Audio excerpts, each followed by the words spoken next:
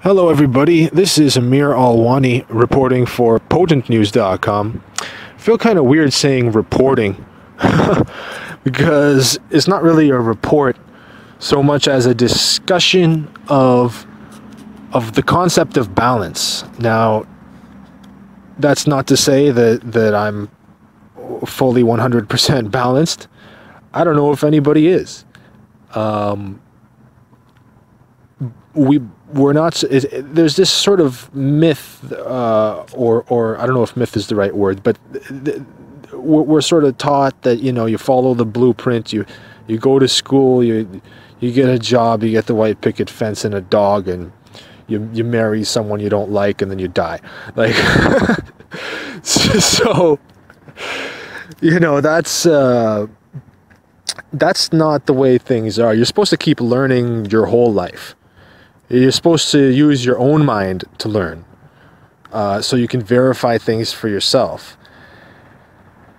And the reason I'm coming out saying, wanting to discuss the concept of balance at this point in time is because I've just reached sort of my Saturn return, astrologically speaking, which means that once every 30 years in one's life, you get sort of tested by this planet. It sort of results in you reevaluating your life, getting serious about things, and looking at the results of your actions, and seeing if what you're doing is working or not. So there you have it. I mean, I'm at this point right now, and there's been a lot of things that I've been wanting to educate myself about and finish up before I come out and put my thoughts out in public like this. But I get a really, really strong gut feeling that I should do it right now. And other horoscopes also have been telling me that now is a time when you should put your thoughts out there, and that strongly resonates with me. So here I go. So the main motivation for me beginning this discussion came from a conversation I was having with a friend of mine earlier about Pokemon. This new Pokemon game, which I hear is ultimately basically from the CIA. I'm hearing that some countries are gonna ban it and stuff like that. I haven't confirmed that, but it really stinks to high heaven, and a lot of people are talking about it. But the thing that got me was a friend of mine was saying, well, look, it's like people love smartphones and people love Pokemon, so it's like, oh, now Pokemon on my smartphone, so it's the perfect combo. Now that definitely is part of it, but there's some other issues that I'd like to bring to our attention with respect to this.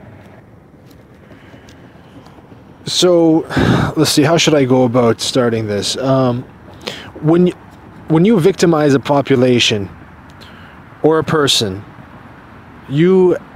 that has a ripple effect. It does things. Now, okay, before I get into that, let's talk about, for example, if you do a good deed, if you do something that's good, it has a ripple effect. You don't always see the ripple effect. You could do just holding the door open for somebody or smiling. We don't always appreciate how much that impacts the lives of others, and how it might come back to you in like sort of like a dominoes falling fashion. But at the same time, if you do a bad deed, it also results in multiple forms of damage and sort of increases badness, you could say. So in the case of, let's say, satanic ritual abuse, when these Satanists basically go and torture a child. It's the, you know, they'll torture them, they'll rape them, they might electrocute them. Who knows? They'll do a lot of things. The goal here, I mean, there could be a number of goals, but when you do that, you cause the person's mind to break. And what happens, as many of you know, I'm sure my audience knows, that you know, you are able to then program one of the sides of that personality. And often you can make like trigger words to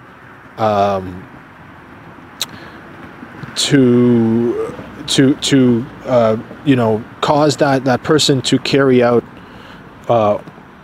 your commands or programming or whatever. And I'm sorry, there are some cars behind me, so I'm it's a little distracting, but bear with me here. All right, so that's one example with the satanic ritual abuse.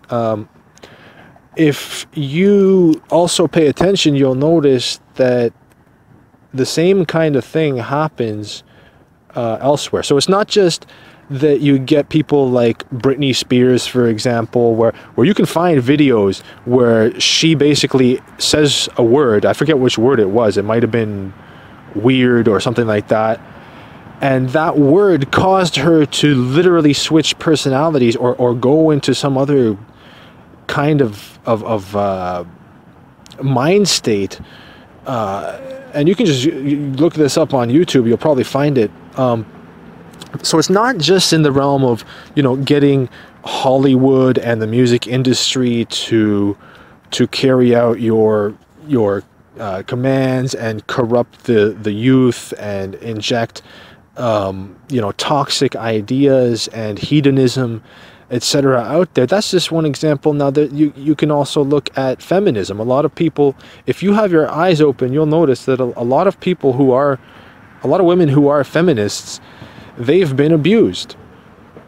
They've been treated badly, often by men, and they end up sort of you know, carrying out an agenda unbeknownst to them, and because they're not thinking straight. I'm not trying to poo-poo them or anything. It's just this is one other example. And another example is basically, it's not just when you victimize a population. Like, yes, in certain parts of the world, you know, gay people do suffer a lot of oppression and whatever, and they get killed for being gay. Okay, but let's say like in the US and in Canada, that doesn't happen. Okay, and the gay pride parades, they end up having and it's difficult for me to talk about this because, well, for a number of reasons, but they have people that are pretty much, I think it's called BDSM or whatever, these sadomasochistic people that are like walking each other like dogs. Like, you'll have a person walking on all fours and dressed in this leather like they're a slave or whatever, and they're on a leash and somebody else is holding them. Now, you can find this at these recent gay pride parades here. So, you know, that is a message that's being sent out to the children that are part of these parades. And what message is that teaching the children? I'm not saying all gay people are into this stuff, but it seems to be that the gay pride parades have a lot of this. That's number one. Number two, the there seems to be like a double standard. So you can Google, you can find footage online of, like, I don't know if it was a 10-year-old or a 9 or 10 or 11, 12-year-old child at one of these parades and basically doing like humping the air and doing this sexualized dancing. So, you know,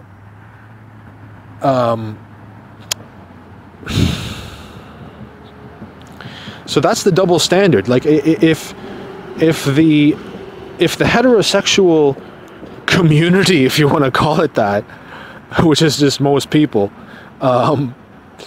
if they went around and did something like this, there might be some kind of backlash. Even if you were to have a meme, just simply a meme, and I've seen these memes on Facebook floating around saying straight and proud, like proud of being straight, like, hey, it makes babies and and stuff like that.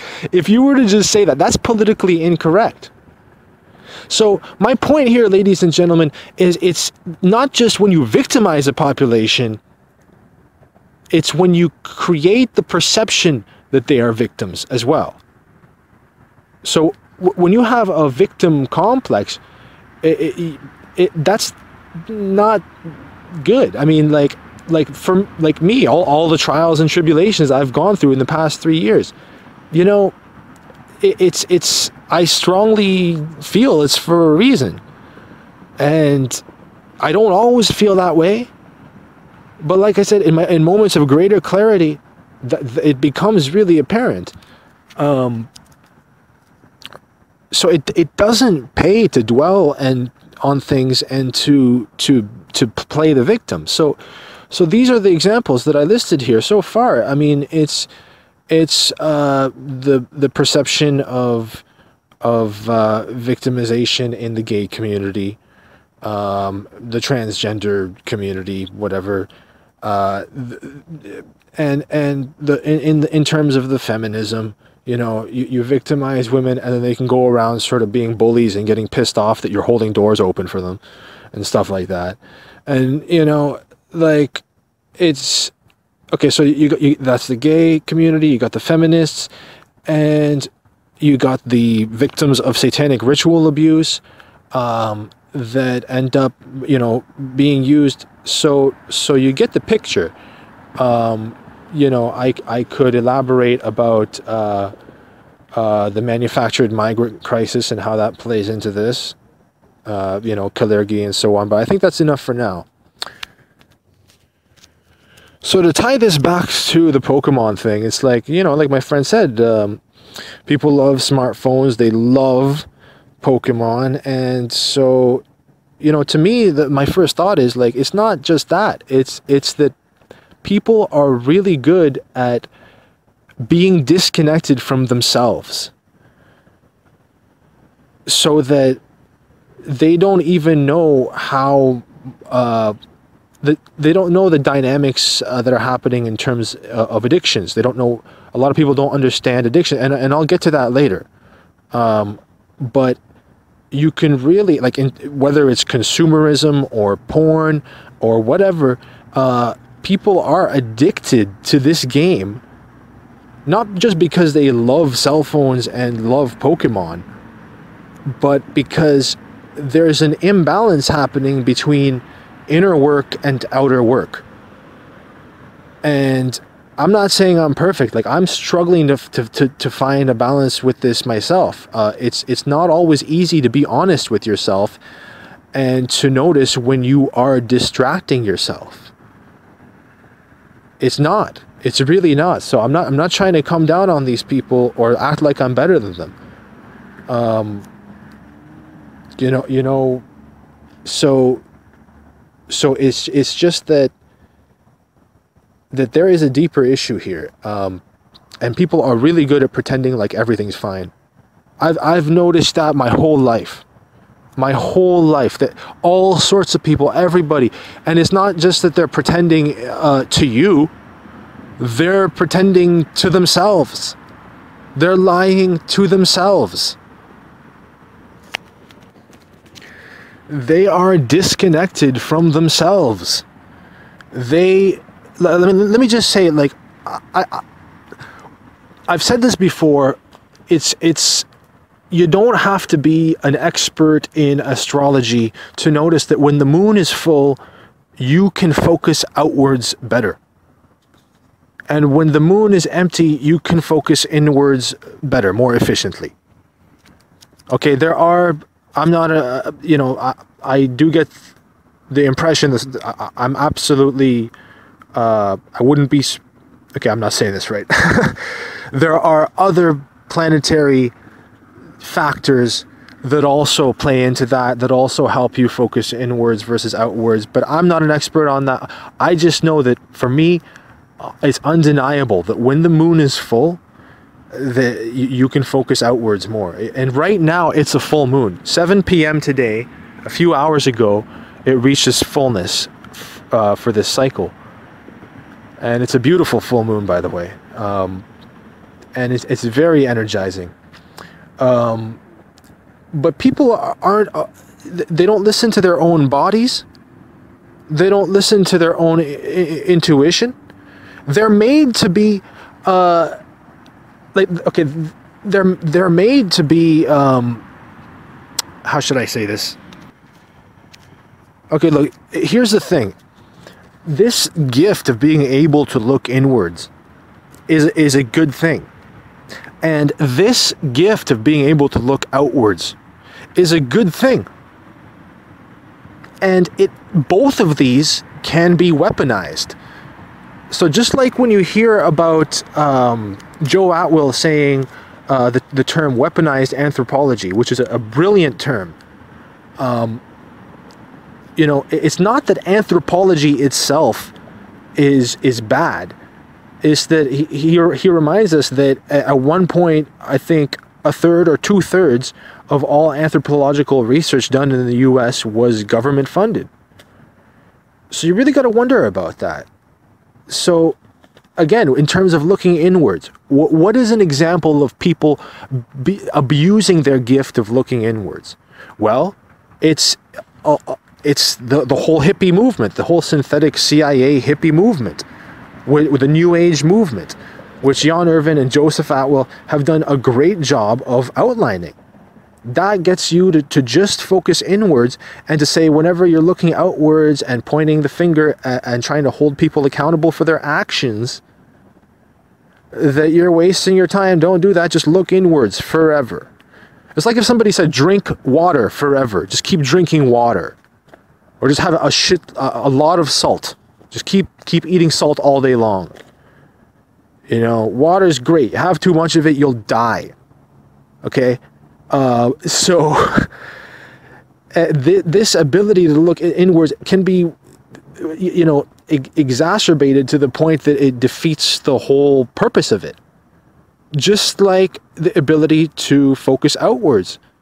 And the example of that is the social justice warriors. They don't know how ridiculous they sound. And look, when people go around dumping urine on Lauren Southern, for example, just for speaking her mind about genders, that is an example of people who don't know how to actually address the inner work that they have to do. Because if you were a balanced person who had, done that, you would be able to compete in a fair way with your words and like an adult, so that you can, so that everyone can define their terms and be on the same page and come to an agreement. So that doesn't happen. You get people that oh yeah, they're social justice warriors. They're good at going around and trying to hold people accountable, but they're trying to hold them accountable for stupid stuff. Like I said before, like the holding the door open for a girl. It's absolutely a symptom of being made to be imbalanced. so that you don't know when to look inwards. You don't know when to look outwards. I'm not saying, okay, only ever look outwards when it's a full moon and only ever look inwards when it's an empty moon. These are subtle energies. It's like gravity. You don't always think about gravity when you're walking. You wouldn't be able to live like that. But, you know, it's something to take into account. So again, people are disconnected. And right now, I'd like to read an article about loneliness, to give you an idea of quite how lonely people are. Because that's the reason they're addicted to all this stuff. Whether it's porn, whether it's going around acting like you're better than everyone, getting this high of like holier than thou thing. I'm holier than you because I'm gonna complain about trivial issues, or because I'm gonna leave everybody be and look inwards all the time and never hold anyone accountable for any real issues, etc. People are lonely. People are miserable. It might be a little better in some countries versus others, but by and large, you look around at the state of affairs in the world right now globally, and it's not a pretty picture. There's a lot of things that are wrong. And of course, you know, I'm not trying to be negative and whatever and say, oh, that's horrible. I wouldn't be recording this right now if I thought it was a hopeless situation. And I'm not even recording this in terms of like that all these problems will get fixed in my lifetime. It's just, you know, I just sort of like talking about the truth, and I feel obligated about it, because a lot of people are walking around with their heads up their asses these days, quite frankly. Like I'm not saying I'm better than them, but there is a harsh reality. There is a harsh reality. I'm not going to go into all of it. You probably can't even go into, like, it's so much stuff. It's worthwhile trying to. Some people, some brilliant researchers are covering a lot of ground, and I'm going to try to cover that ground with them. But it's tough. It's not looking at reality and looking at the situation around you and noticing the threats in your environment is tough. Because it involves doing that inner work and knowing what is it like. Okay, even though the bad things are happening and people are dominating other people, it's like, why did we let this happen? What is it about us why are we so damaged that we overlooked such crucial things? So yeah, without further ado, I'll get into this article right now. Okay, so this is by Elizabeth Renzetti from theglobeandmail.com, September 18th, 2015. The article is titled, "Life of Solitude, a Loneliness Crisis is Looming." Add to, oh, hold on. Let me see. Well, I don't have the internet right now, and it's not letting me see the full title, but whatever, I'll link it in the show notes. So it begins with Shaheen Shivji was happier in Kabul. There were bombs going off outside the compound where she worked for a development agency, but she preferred life in the Afghan capital to the one she had at home in Abbotsford, BC, for one simple reason: she wasn't lonely. For the first time in my adult life, I didn't feel isolated, she says. I felt socially connected. I was with like-minded people. I was doing something important to better the world, end quote. And I'm just going to stop right there. And I earlier today, or yesterday, I was thinking the same thing. I was thinking, why did my parents move to Canada? Why did they move? I know Assad is a tyrant. You know, he has killed, or his men have killed my cousin, and that's a whole other story. You know, not to say that I support his downfall and blah blah blah. It's you know, it's a whole huge topic. I strongly condemn all the NATO-backed, Israel-backed, you know, terrorists and the ISIS situation and all that's happening there. But you know, I'm just saying I'm no fan of Assad either. But I was thinking earlier. I was actually thinking, why did my parents move to Canada? And it's, you know, again, everything happens for a reason. I thought about it more and I was like, well, you know what? So be it. I'm here. I'm going to make the most of it. And, you know, but the issue is people here are more lonely. There is a difference in culture. There are pros and cons for each situation. Okay? You get more privacy here. You do. It's hard to get privacy.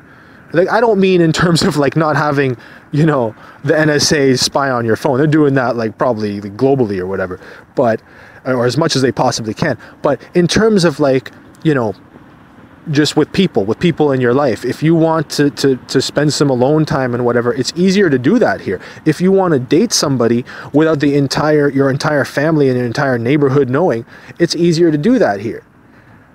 But there's a flip side. People are more lonely too. So, you know, I'm not saying I wish to go back, but part of me sometimes thinks I would have liked it better if I stayed there. Like, that is a feeling that I have. And you know what? It is more family oriented there. And Morris is right that the powers that be and you know, NATO and them, they target a lot of countries that do support the family, or that have more family values. That's not an accident. And there's a lot of other things to be said about the whole agenda to destroy the family and, you know, 1984, Big Brother, blah, blah, blah. But this is just one thing that came to mind when I read this article here, because she's saying this about Afghanistan, but it strongly resonates with me because, yeah, well, you get the picture. The people over there are more community oriented, and there is a little bit more support. When you're going through a hard time, your family's there for you.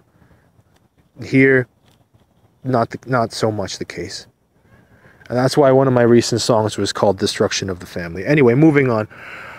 So, Afghanistan, I'm getting back to reading the article here. Afghanistan became too dangerous, and after a year, Miss Shivji moved back to BC, where she lives with her parents and works as a communications manager for local government.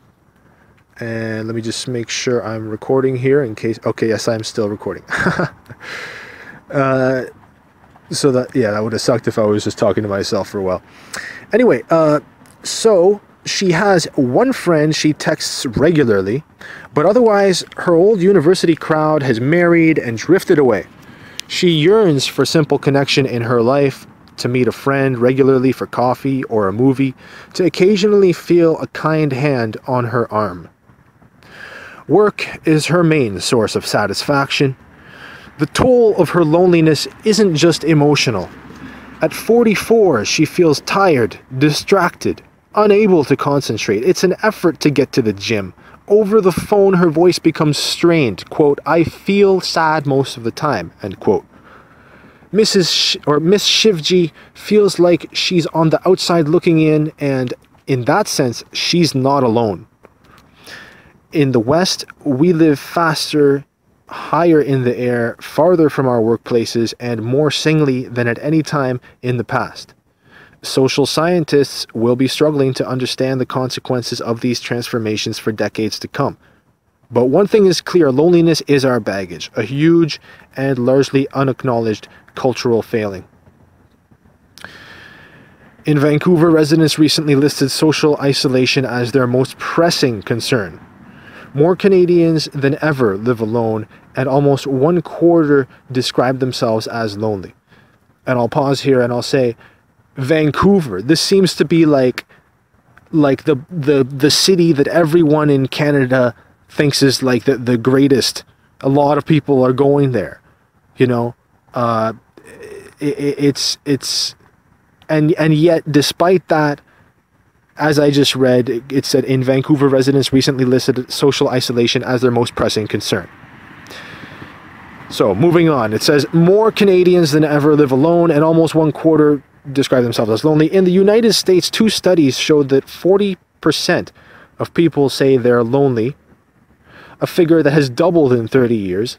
Britain has a registered charity campaigning to end chronic loneliness. And last month, Health Secretary Jeremy Hunt gave a speech about the isolated many, calling attention to a forgotten million, quote, who live amongst us, ignored to our national shame, end quote. Now, before I go on, again, we have to be vigilant. Any of these organizations, I haven't had time to vet them and stuff, but usually with stuff like this, you're going to get people like Soros and whatever trying to, turn it into a bad thing. Like Alcoholics Anonymous, for example, that is like a cult, and, people go there and they just pat each other on the back and they just talk like about how lonely or about their problems with alcohol and so on. So it's like I was saying before, anything can be weaponized, almost anything.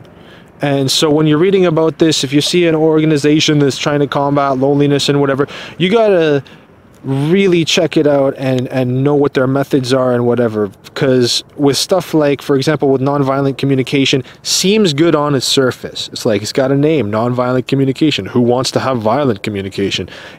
But it's not that simple.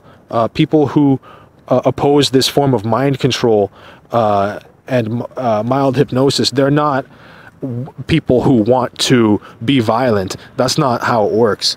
So anyway, again, I haven't gone and vetted each one of these organizations that they might name in here, or groups that are supposed to be helping people. Just a quick note to stay vigilant in that regard. Moving on with the article. It is the great irony of our age that we have never been better connected or more adrift. The issue isn't just social, it's a public health crisis in waiting. If you suffer from chronic loneliness, you run the risk of illness and premature death. Quote, this is a bigger problem than we realize, says Amir Alwani, a psychologist and lecturer at York University in Toronto, who has been researching the subject for more than 3 decades. Loneliness has been linked to depression, anxiety, interpersonal hostility, increased vulnerability to health problems, and even to suicide.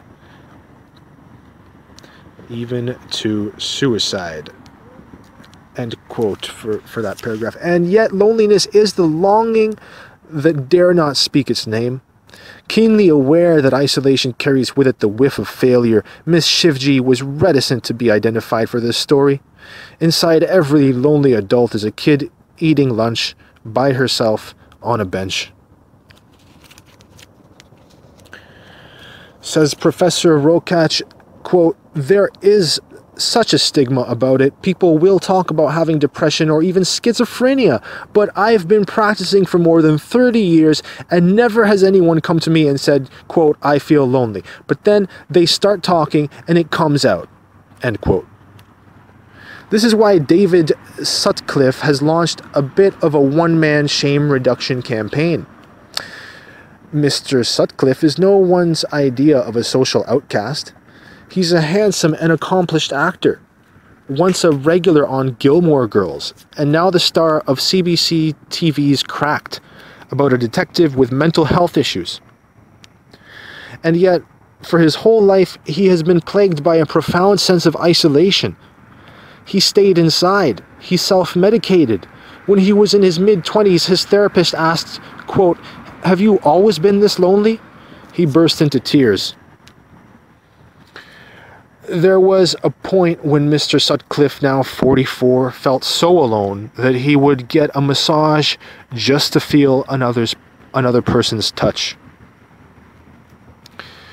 He has a friend in Los Angeles who runs a hugging practice, offering long embraces to people who have no one to comfort them. Quote, "At first it seemed like a wacky California idea," he says, "but now it makes complete sense." I mean, okay, so that's the article. Me personally, I don't know about a hugging practice.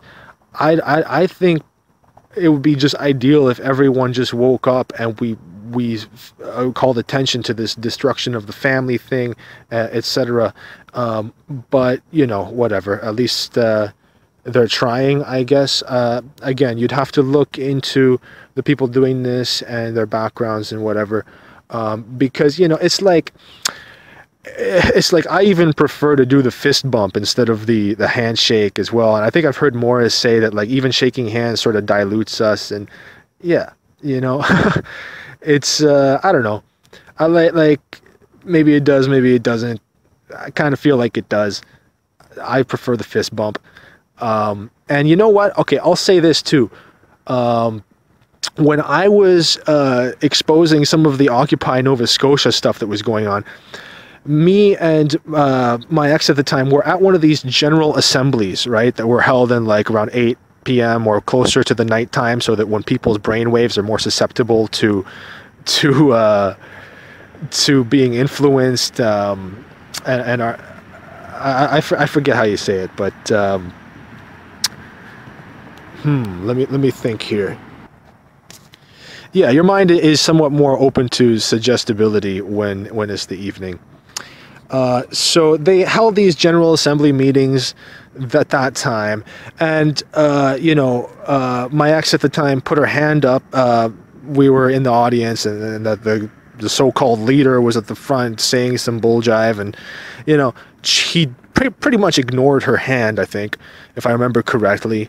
You know, she got sick of it, walked off, and then I was like, yeah, man, screw this, and I walked off as well. What ended up happening was that maybe 4 or 5 people, it's a small city, right, in Halifax, so like 4 or 5 people came up to us wondering what was wrong, as if we were the problem, as if like they were, one of them was literally in tears, looking at me, just wanting to give me a hug, like just frustrated that things weren't working out. And we're like, look, man, it's not us that needs the fixing.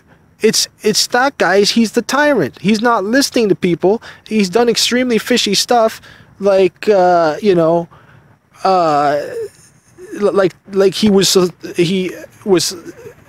sort of acting like he was the self-appointed liaison for the whole movement, and he was telling people in the mainstream media, like, if you want to do interviews with us, you got to come down here to this park.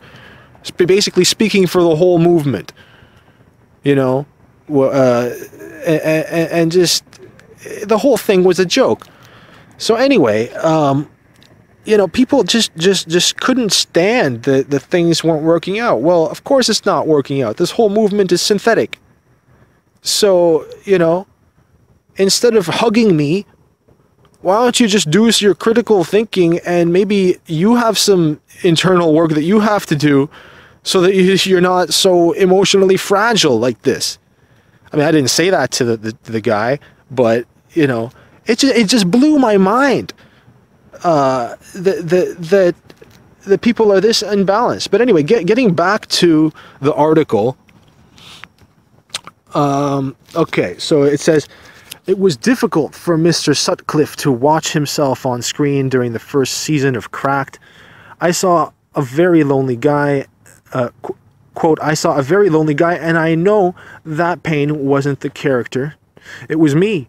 But I was glad to put it out there because it's important for people to know they're not alone. We are all struggling. And on that note, I'll just... I'll say some of my music is pretty sad. My latest song is kind of happy. It's called Race Wars. But I just called it that just to call attention to the race wars. It wasn't that that I think the race wars is a happy thing or anything. But anyway, I have always been a little more into, you know, darker music and sadder music. So, and that for me is the same thing. It's the same reasoning as this guy here. You know, when I hear a song that's sad and it moves me, it gives me goosebumps, it might move me to tears, I feel less alone because I know that somebody out there is feeling what I feel. And that's priceless to me.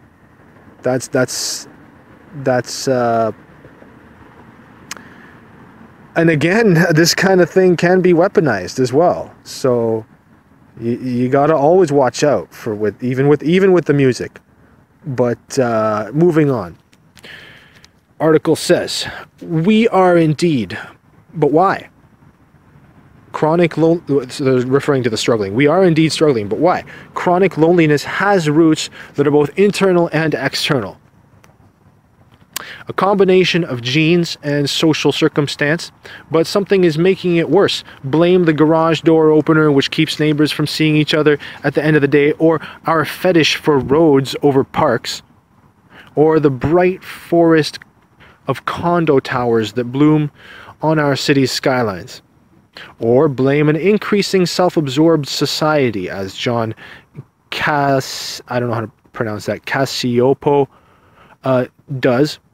Professor Cacioppo, the leading authority on the health effects of loneliness, is director of the University of Chicago's Center for Cognitive and Social Neuroscience. Quote, one of the things we've seen is a movement away from a concern for others. He says in a phone interview, quote, economics basically says you should be concerned about your own short-term interests.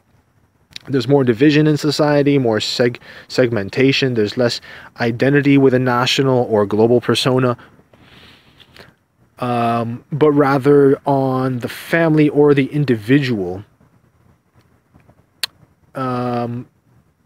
Well, you know, I would say there's also an effort to create a global citizen, make a world government, and get you to just be part of, like, you know, the global society cult kind of thing. So we got to watch out for that kind of thing. But definitely, there is more of an emphasis on the individual.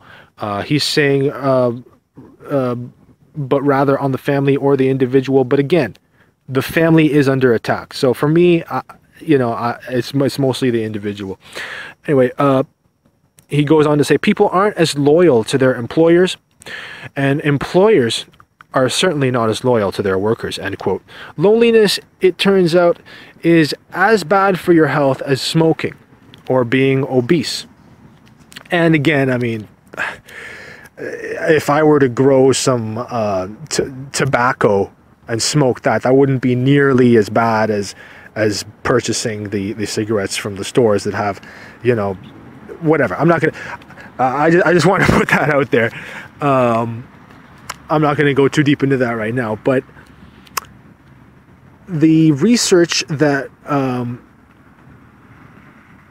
okay, I'll read that again. Loneliness, it turns out, is as bad for your health as smoking or being obese. The research that Professor Cacioppo has done with colleagues also adds to the growing body of work that shows how bad loneliness can be for your health. It shows that loneliness suppresses the immune system and cardiovascular function and increases the amount of stress hormone the body produces. It causes wear and tear on a cellular level and impairs sleep. As he writes in his book Loneliness, quote, these changes in physiology are compounded in ways that may be hastening millions of people to an early grave, end quote. His theory simply is that we are social animals who function most successfully in a collective.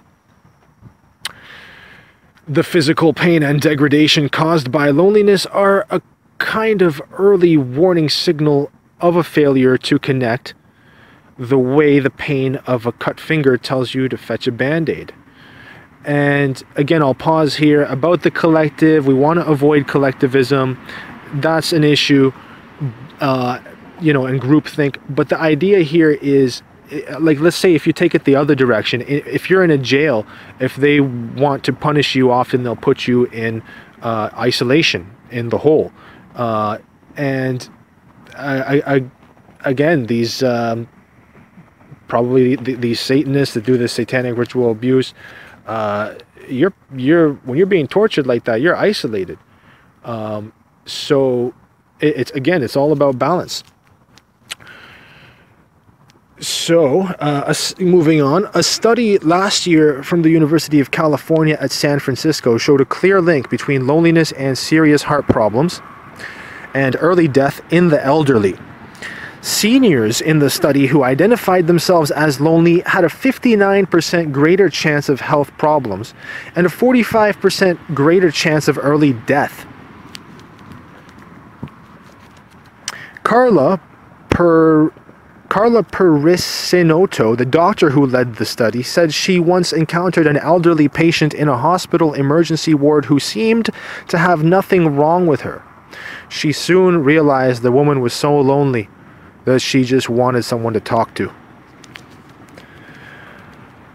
Other people come to mind first when we think about loneliness, as a 70-year-old or 78-year-old woman living alone in a small Ontario city puts it, quote, "I feel like everything is behind me and that there's nothing to look forward to," end quote.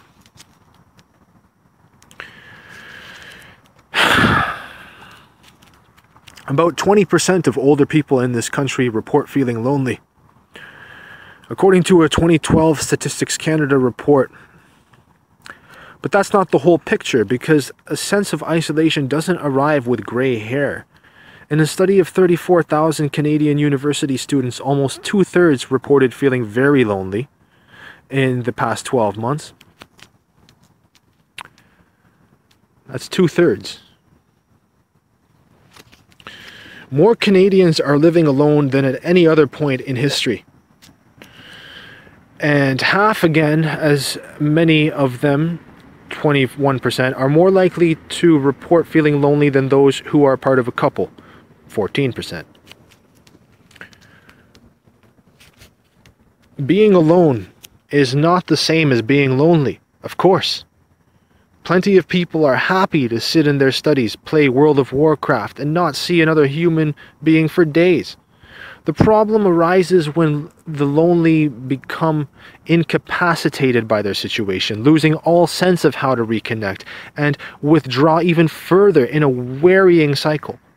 The holiday season, which comes wreathed in, I don't know if that's how you pronounce that, but wreathed in idealized depictions of cheery families, is particularly dreaded. In some cases, isolation is taken to gothic extremes. In Britain, a young woman named Joyce Carol Vincent died and wasn't discovered for 3 years. Neighbors ignored the strange smell coming from in her apartment, and when her body was finally found, the TV was still on. She became the subject of morbid fascination and a documentary. Now, I'll pause here again. I find that a little weird that the TV was on. I don't know if she, paid her bills in advance for that to happen or what was going on. I'll have to watch this documentary. But moving on, this month, the story of Harold Percival, a British veteran of the Second World War, caused a brief sensation. When he died alone in a nursing home at 99, a Twitter campaign drew hundreds to his funeral. More than a few observers wondered whether the mourners might have been better employed visiting Mr. Percival while he was still alive. Does the wired world make us feel even more cut off? Proponents and detractors of social media can cherry-pick from studies showing that technology makes people feel either more connected or more isolated, but on this summer from the University of Michigan, this summer from the University of Michigan analyzed subjects' responses to a variety of texted questions during the day, and showed that using Facebook increased feelings of loneliness and alienation. Quote, On the surface, the researchers wrote, Facebook provides an invaluable resource for fulfilling the basic human need for social connection. Rather than enhancing well-being, however, these findings suggest that Facebook may undermine it. End quote. Talk to enough lonely people and you'll find they have one thing in common. They look at Facebook and Twitter the way a hungry child looks through a window at a family feast and wonders, quote, why is everyone having a good time except for me? End quote. And a lot of you know that. Like, I'm pausing the article. You know that's true. You feel that. I even feel that way sometimes. It's designed from its architecture. You follow Neil Sanders' work. He'll lay it out for you. It's designed in every way. It's designed. It's addictive, like gambling. It's absolutely like that. And you know it. You know it. Marcy O'Connor, 42. Is an Anglophone living in the largely French-speaking community of Mont-Saint-Hilaire, just south of Montreal, with her husband and 2 children. She almost feels guilty for her feelings of isolation, but years of working alone as a freelance writer have taken their toll, and she's now applying to be a waitress so she'll have more human contact. She has come to believe that there is no substitute for that contact, even if it's just a smile while delivering a beer. For a while, Mrs. O'Connor advised companies on their social media strategies, but she has become increasingly disenchanted with the online world.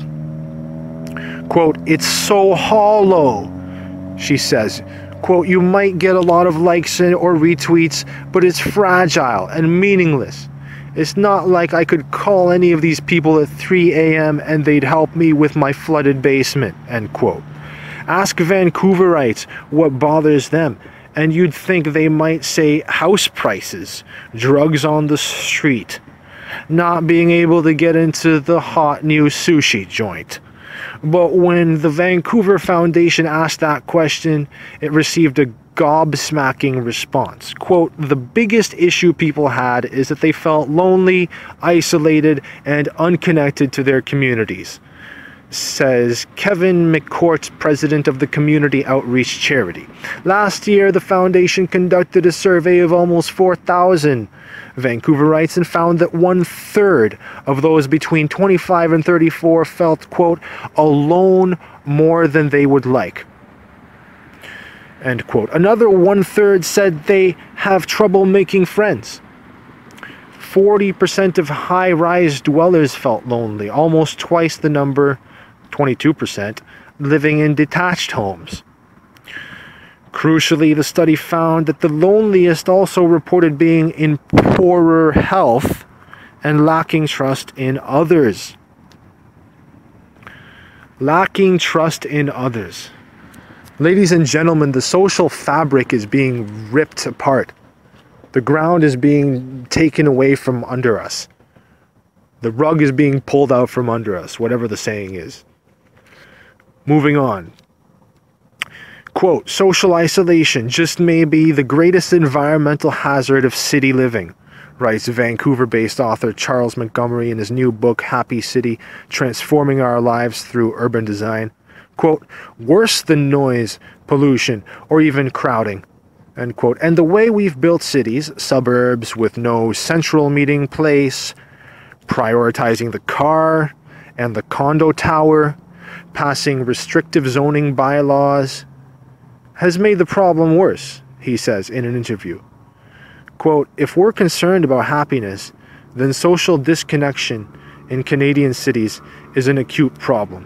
And you know what? This resonates with me because I remember there was a store in downtown Ottawa that had a lot of good underground music. And several years ago, a long time ago, they ended up that store was gotten rid of or bought out or something, and they put a condo there. Okay, so you know that was that hurt me when that happened. You know, Mr. Montgomery points to cities. This is back to the article. Mr. Montgomery points to cities that have done things right, from Portland turning its intersections, I think that's Portland, Oregon, turning its intersections into urban piazzas, to the community gardens built in disused lofts in Berlin. Research has shown that a varied streetscape will cause people to slow down and perhaps even exchange a smile or flirtatious glance, and that even a brief exposure to nature cutting through a park makes us feel more generous and more social. And ladies and gentlemen, that's why I'm in front of a body of water right now, and at a park, and hey, look, there's a duck. Isn't that great? You know, this is the kind of thing, man. Don't chase Pokemon. Just go around and sit on a bench in front of a body of water and look at this beautiful duck. You know, it'll make your day, man. Just try it out, man. This is ridiculous. Like, I'm not saying, like, you know, do this archaic revival and abandon all technology and go live in the forest, but I'm saying, you know, you get what I'm saying. So, the Vancouver Foundation has another answer. It is giving out grants of $500 to people who will organize a community event that brings strangers together. A knitting circle, an origami workshop, a pumpkin carving jamboree. Mr. McCourt attended one gathering recently and was struck by an unfamiliar sight. Quote, no one was on their phone or checking email. There were... Excuse me, sort of burp there. There were 100 people just talking and making new friends. End quote. On a personal level, being lonely can seem crippling. And saying, quote, just get out and make friends is like telling an asthmatic to climb Mount Everest. Professor Cassioppo notes that lonely people will either withdraw into their shells or attempt to soothe their pain by lashing out. And I would argue also by, I'm pausing the article here, I would argue it's also by various addictions, to whether it be porn, drugs, whatever. So, the first step, he says, is to recognize and acknowledge painful feelings and to try to make small advances each day by smiling at a neighbor or performing an unexpected kindness for a stranger. David Sutcliffe says he forces himself to keep a busy social schedule or he would never leave the house. Group therapy has been a huge help. Personally, I'm not a fan of the whole therapy thing and the, you know, psychologists, psychiatrists. That's all, you can say a lot about that. But anyway, you know, I guess for some people it can help them. I don't know. So group therapy, he says, has been a huge help.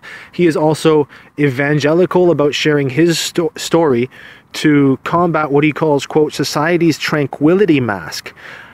Our tendency to pretend that everything is swell, even when it isn't. He knows he speaks for those who can't or won't. See, this is what I was... Pausing the article again. This is what I was saying before. People are really good at pretending everything is fine. Pretending to you, pretending to themselves, at the cost of their long-term security and at the cost of society at large. It's this tranquility mask. You got to be able to recognize that, man. You got to be able to recognize that. Because if you're not, you will be taken advantage of. Okay? So, quote, there are a lot of people walking around who feel that they don't fit in, they don't belong. That sense of disconnection is really common. But when you realize that you're like everyone else, not only in your dreams and passions, but also in your pain and sadness, there's incredible comfort in that. And that's the end of that article. So, ladies and gentlemen, I hope you enjoyed this second podcast that I finally decided to record. And I hope this gets you all to think more about the whole balance issue of looking inwards versus looking outwards. It's really important. It's really good to be in touch with your body, to be in touch with your feelings, but also balance that out with critical thinking. These things are paramount, and there's a lot more that could be said about this, but I think at this point in time, it's a good time to wrap it up. And I would urge you to, if you want to hear more podcasts like this, and you want to support my work, please go to potentnews.com and click the donate button at the top, and help me out. Send a small donation or a large donation via PayPal or Bitcoin. Thanks again for listening, and I'll see you next time.